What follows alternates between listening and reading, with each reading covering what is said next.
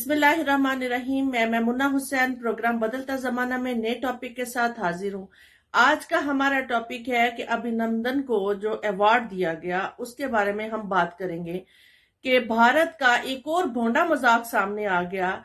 अभिनंदन को तीसरा बड़ा अवार्ड दिया गया, वीर चक्र जैसे तीसरे बड़े अवार्ड से नवाजा गया। अब सवाल ये है कि अभिनंदन को किस चीज का अवार्ड दिया गया। अभिनंदन को जो अवार्ड दिया गया, भारत जब अभिनंदन पकड़ा गया था पाकिस्तान की सरहद पे, भारत समेत अभिनंदन भी शायद भूल गया है पाकिस्तान की पिलाई हुई चाय। तो मैं समझती हूं कि पाकिस्तान में जब अभिनंदन को पकड़ा गया था तो भारत की सांसें खुश्क थी और वो अभिनंदन को छुड़ाने के लिए आलमी सतह पे दुहाइयां दे रहा था। अब ये बात उसी तरह है जिस तरह के ये आज तक इस बात पे जमे हुए हैं कि F-16 तैयारे को गिराने के लिए जिस तरह बालाकोट में इन्होंने कव्वे मारे थे। भारत की बेशर्मी और डिटाई चेक करिए कि वो अगर उन्होंने ऐसा कुछ किया, जिस तरह पाकिस्तानी मीडिया ने अभिनंदन समेत इनके तैयारे मग 221 को दिखाया था, पूरी दुनिया में दिखाया गया, तो इस तरह अगर इनके पास कुछ था तो ये भी दिखाते।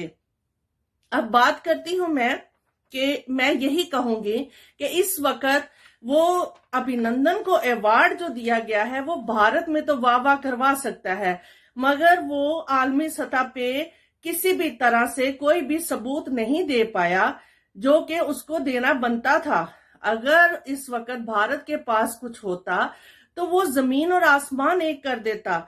जब इन्होंने ये दावा किया कि हमने F-16 तैयारे को मार गिराया, तब अमेरिकन की स्पेशल फोर्सेस आई और उन्होंने पाकिस्तान के तैयारे F-16 की गिनती पूरी की और उन्होंने ये बात कही।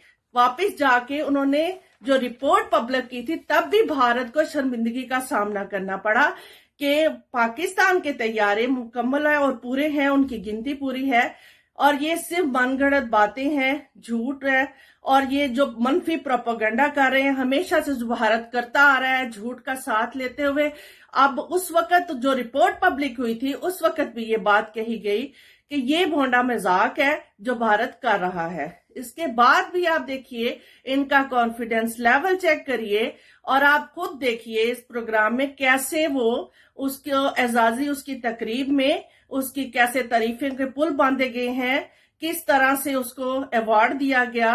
और अभिनंदन का कॉन्फिडेंस चेक करें। और भारत भूल गया कि पाकिस्तान ने जो पाक आर्मी ने हमारी अभिनंदन को चाय पिलाई थी, वो चाय भी भूल गया और भारत वो वक्त भी भूल गया कि किस तरह दुहाइयां दे दे के आलमी सतह पे उन्होंने अभिनंदन को छुड़वाया पाकिस्तान से। ये इस वीडियो में पहले देखिए। करते हुए वीरता के लिए वीर चक्र, विंग कमांडर अब ग्रुप कैप्टन वर्तमान अभिनंदन उड़ान पायलट।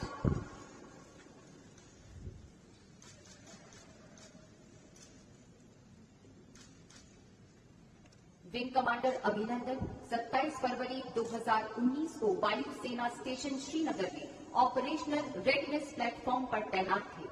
सुबह 9:55 पर उन्नत हथियारों से लैस पाकिस्तानी वायुसेना के लड़ाकू वायुयानों को, जिनमें चौथी पीढ़ी के उन्नत F-16 तथा JF-17 शामिल थे, नियंत्रण रेखा की ओर बढ़ते हुए देखा गया।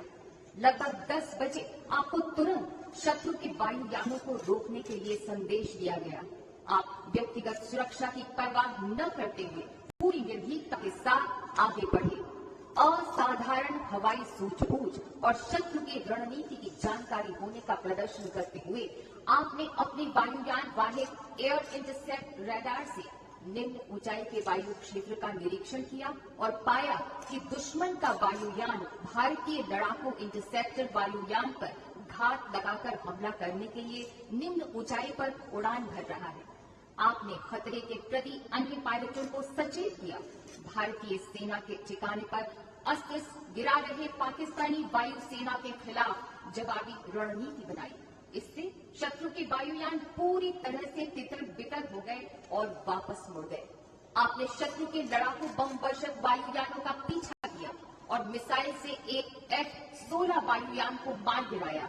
तथापि इस घनघोर युद्ध में शत्रु की एक DVR मिसाइल आपके वायुयान से टकरा गई और आपको शत्रु की सीमा में उतरने के लिए बाध्य होना पड़ा। एक युद्धबंदी के रूप में कैद होने के बावजूद आप पूरे संयम, बहादुरी और गरिमापूर्ण तरीके से शत्रुओं से पेश आए। जब तक आपको 1 मार्च 2019 को वापस सौंपा गया, तब तक आपने असाधारण दृढ़ता बनाए रखी। इस कार्य से सभी सशस्त्र बलों का और खासतौर पर भारतीय वायुसेना का मनोबल बढ़ा। इस प्रकार विंग कमांडर वर्तमान अभिनंदन ने अपनी व्यक्तिगत सुरक्षा की परवाह न करते हुए अपने कर्तव्य के प्रति असाधारण समर्पण तथा शत्रु के सामने अदम्य साहस और शौर्य का प्रदर्शन किया। ग्रुप कैप्टन वर्तमान अभिनंदन।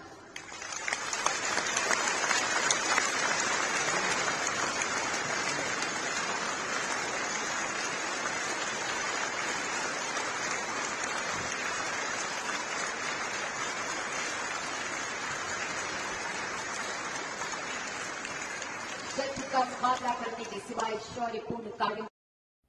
आपने अभिनंदन की जो एजाजी अवार्ड तकरीब है उसकी वीडियो देखी।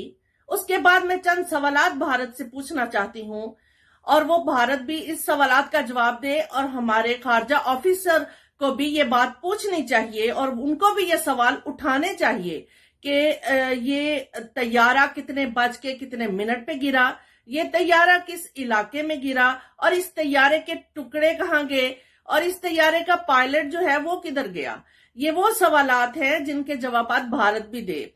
और हमारे अगर भारत के पास कोई ऐसे तैयारे के टुकड़े होते तो वो कभी खामोश ना बैठता, वो जमीन और आसमान एक कर देता और अपने मीडिया पे शोर मचाता और आलमी सतह पे दिखाता सारा कुछ।